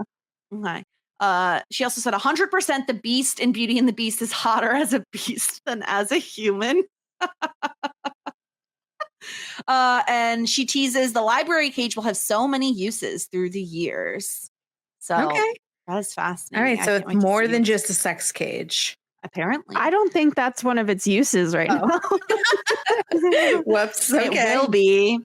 Tom wants to know if there's any defense of Xander in this episode, to which I say absolutely not, never. No, I did a lot. I did a fair amount. Yeah. And also Tom asked do you think if you were a vampire, you'd rather get a nice necklace as a Valentine's Day gift or a newly ripped out heart? Newly ripped out heart. Yeah, I think if it's the choice between a heart necklace and a newly ripped out heart, probably the heart. But if it was the one that Spike got Drew, I will take the necklace. That was a nice necklace, and it did remind me of trickling blood. So yeah, it was well thought out. What do you think, Lindy? There, if I were a vampire, I think it'd probably be the heart because, vampires, they love blood, and that was dripping with blood. But, I came onto this episode because I really enjoy this episode. I think it's a lot of fun. It is like more of like a Monster of the Week episode as opposed to like a heavy plot advancement episode, but I find it so fun overall. And also every episode of Buffy like contributes to the story and the themes and everything. So in this episode, we see a lot about, love and obsession and also magic and the power of all three of those. And so sorry, I'm just going off on a little essay here, but I'm excited because I think all of these things are going to be explored a lot. And in this episode, you can see how the love and obsession is affecting everyone. Like, Spike's love for Drew led him to get her a necklace that we really like the necklace, but it's a necklace. And then you see that right next to that dripping heart from Angel. And that's just the embodiment of his love as a vampire. But then you've got his obsession with Buffy and how, he's got this murderous rage because, when he had a soul, he loved her. And, Xander's whole situation with love and obsession backfiring on him. I just love everything going on in this episode. Mhm. Sorry, that was a long little. No, but I think you're right. It feels like somewhere in between Monster of the Week and bringing the plot forward, because I do think the relationships and the character progression is a part of the larger story versus here's a generic monster we're going to fight, all right, let's get into our couple rankings here. We're going to be ranking 7 couples. Well, I shouldn't say couples because that would be exclusionary towards one of this grouping. Exclusionary towards thruples. Thruples. Yeah, we're going to be ranking relationships. Let's put it that way. Who wants to go first? I can go first. All right, Sarah, reveal. So, first and foremost, I will say that I do not think I have committed to a ship yet, like a ride or die ship. Okay. And I don't think open. I don't think I ever got there really with Dawson's Creek anyway. Like I think that I always was like, these bitches can do better than these bitches, right? Like, so maybe it's just a me thing, but okay, bottom to top. Yes. So I am going to put Spike, Drew, and Angelus down here because I don't even think they should be on the list. I think that this is Jessica's headcanon. She's writing fan fiction, and maybe it happened once or twice, but there's just nothing is going to come of this. They are not a OTP as the kids back in. Well, they can't be because that's a pairing. Sure. Then I'm going to put Drew and Angelus. I think that Drew, the power dynamic is just all wrong. Angelus really ruined Drew, and Drew is I don't know. The power dynamic is never going to work out between them. Don't like it. Then I will put Giles and Jenny because Jenny's a lying whore, and I never liked them together. Because I felt like Jenny was just too cool for school for Giles. She couldn't hang when things got tough. They're never on the same page with one another. One of them's always chasing after the other one. They don't work for me. I don't like them. They're not my OTP. Then I'm going to put Spike and Drew. Because they're in here because even though they're cool together, Spike is very dismissive of Drew at times, which I do not like and I have complained about before. And they are cool individually, but I don't love them as a couple, which leads me to say, I don't know if I like these couples that much. Then I am going to put Bangle because they're the closest thing to over dramatic soap opera-y love. If I have to stan anyone, I suppose I'm standing them at this moment, but not really because he's going to go off and have to do his angel stuff at one point anyway. So they're not in game. And that leaves me to, and I don't know if I'm allowed to do this, but I like Waz and Zordy equally. So they're tied for my number 1 spot. Okay. Can I do that? Is that allowed? Why not? Sure. I like them equally. I think that like with Waz, like I need to see a little bit more of them. But they're adorable, extremely sweet, like really, really like pure high school love. And Zordy, I think that they've had like a very interesting evolution. And I think that's really gotten like Cornelia out of this place of Just call her Cornelia. what did I say? Cornelia? You said Cornelia. Cordelia. Cordelia. Between Kate and Cornelia. I'm just dying. Look, bitches, I GTG. I'm about to miss my friend date, but Cordelia, I think that they're evolving, and I think that this episode did a lot for me. Any questions or comments or concerns? No concerns. Okay. I don't have any concerns. All right, moving on. All right, Lindy, hit us with your list or your ranking. Okay, I came prepared. So in last place of the available options, I've put Drew and Angel. I just don't love that. Like Sarah said, you know, he kind of drove her mad. That's not a good dynamic. And then after, you know, number 6, I've got Spike, Drew, and Angel. They're not really thruppling right now, regardless of what may happen in the future or may have gone on in the past. Like right now, they're not really a cohesive unit. So I don't know that I can rank them very high. Then above them, and here's where it got tough for me. I think I went with Zordy here, Xander and Cordelia here, because not that I don't like them, but you know, they do have that kind of hatred of each other. There are some problems they got to work out, so they're not super high on the list. Then above them, I've got Buffy and Angel.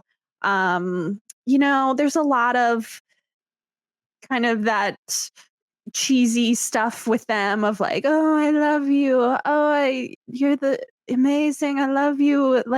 We're in love. But now he's evil, so that got interrupted. But you know, when they were all lovey-dovey, it's a bit much.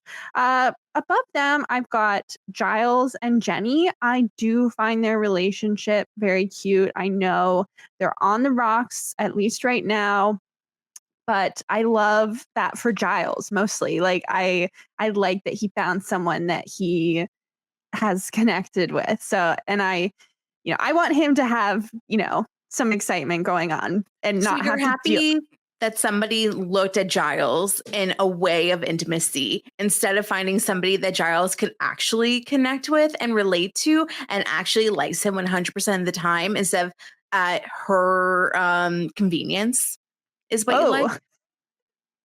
I think she likes him. I don't think that is like a question of whether or not she likes him. All right, I'll keep you shut. You were very quiet during my take, so I'll shut the fuck up. I think there's a very genuine attraction between Giles and Jenny. I know there are complications, but I don't think that it's like fake. But Yeah, I mean, everyone's entitled to their opinion. So then the top 2, number 2, I am going to put Waz, Willow, and Oz. I think they're absolutely adorable. I am so happy for Willow, and I am loving Oz. Everything he is doing and saying is great. So I love their relationship. Super cute. And in the number 1 spot, I'm going to have to put Spike and Drew because they are incredible. I love every scene of them together. They have such an interesting dynamic. It's funny, but they're also so intense. And Drusilla is so weird and says all these things like, I'm naming all the stars. Like that's what and Spike is just shutting her down, but she just keeps going with it. I love their energy together. It's so entertaining. So they get the top spot. Okay. Any questions, comments, concerns? No, I think I'm more in line with your list, Lindy, in looking at mine. I think we're a little bit more simpatico, but all our rankings are very different. I have similarly Drew and Angelus at the bottom. I just think those two alone together is not as compelling for me. And also, like you said, it's kind of problematic in terms of like, yeah, Not great what he did to her. Number 6, I have Bangel. I can't. I don't want to. I simply will not. I don't with the schmoopy. I will not enjoy the schmoopy ever. And love me. I don't care. I don't care. Okay, I just don't. Also, he's so old. He's so old that it's like he's 200. It's disgusting. Next, I have Giles and Miss Calendar. They would have been higher, but they've hit some bumps in the road. I still have hope that they can like reconnect and make things work. I think that they need to like go to couples therapy, work out some trust issues. And if not, I'm totally cool with them being friends because I do think they got along and she pulled him out of his shell in a way that he very much needed. So I would be cool with, I want another adult for Giles to connect with because otherwise he's just literally always surrounded by children and I feel bad for him. 4th on the list is Zordy. I would have had them higher before this episode, but I really, really, really don't like that Cordelia, I don't like what Xander did. And I don't like that Cordelia is there's like a misunderstanding of what exactly happened. Because obviously it'd be different if it was like no one would get hurt if he revealed this information, but I feel like it's really important that Cordelia knows what his intentions were originally with the love spell. Like he was being a little bit of a vengeful, petty little bitch. And like, she needs to know that. So I also think Cordelia could do better. Like I really do. And I love the growth we've seen from her in this episode. And I love the idea that she's like, I don't care if my boyfriend is popular or not. But also I just feel like they're a little toxic now. And I loved the like enemies to lovers trope, but now I'm just over it. And I don't know. I'm not feeling it as much. Number 3, I have Spike and Drew. I love them as a couple. I feel like they're incredible. I love Drew Lulu so much. I feel like all of us would have Drew Lulu above Spike if we were doing like a character rankings. But I do love this couple. I have the throuple in 2nd. I love this. I love this throuple so much. I love the idea of including Darla in it and then having it be some weird square where everybody's just like fucking and like I think it honestly would make it a little bit more even and make it so that like it wasn't so contentious at times. I feel like they've been together for a very long time. There's bound to be spats and a little bit of arguments and egos in the room. But I think Angel is at his most interesting as Angelus, and Angelus is at his most interesting with Drew Lulu and Spike. So I love this throuple. I'm all in on it. And number 1, of course, is Waz. Of course it's Waz because I find them adorable. I think they're like so refreshing as a couple because it wasn't like star-crossed lovers and it also wasn't enemies to lovers. It was very much simply like this guy was interested in her. They took it slow. They were like a little bit of friends first sort of thing. And now they're dating and it's really cute. And I love seeing Willow so proud of her little boyfriend on stage in his little band. So cute. So yeah, Waz is number 1. And that's my rankings. Questions, comments, concerns from the Peanut Gallery. No, great job. Thank you so much. All right. Next episode is titled Passion, which is interesting. We are going to have a guest on yet again. We're in the zone here. Is it Mel Gibson? No, thank God it's not Mel Gibson. Oh, he is not. Anyone who's said anti-Semitic things is not allowed on this podcast. Just not allowed. No, it is our friend Tom. He will be here next week talking about passion. I feel like it makes sense that Tom would want to be on the episode titled Passion. And I feel like he's going to get offended that I said that, but he loves to ship people. So I feel like it makes sense. Lindy, what do you have going on? Where can people find you?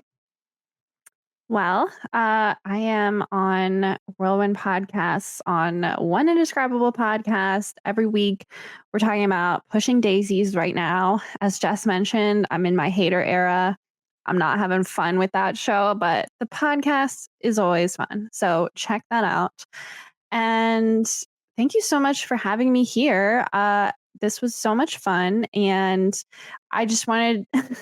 It's so funny because last time I was on the Buffy pod was season 1, episode 5. Can you all believe that at that time you did not even know that Angel was a vampire? Oh, and I had to sit there and just not tell you that. Yeah, we were about to find out 2 episodes later. Right. So look how far we've come, and there is so much more to get to. I'm so excited for both of you. This is going to be such a fun journey. Incredible. Sarah's also over at Whirlwind Podcasts. Of course, we have our Felicity content here if you want to check that out. Next week, we will return with season 2, episode 17, Passion. So we will see you all then. And until next time, here endeth the lesson. Just ask. Shit 90 shows taught me. Shit 90 Shows Taught Me was not filmed before a live studio audience.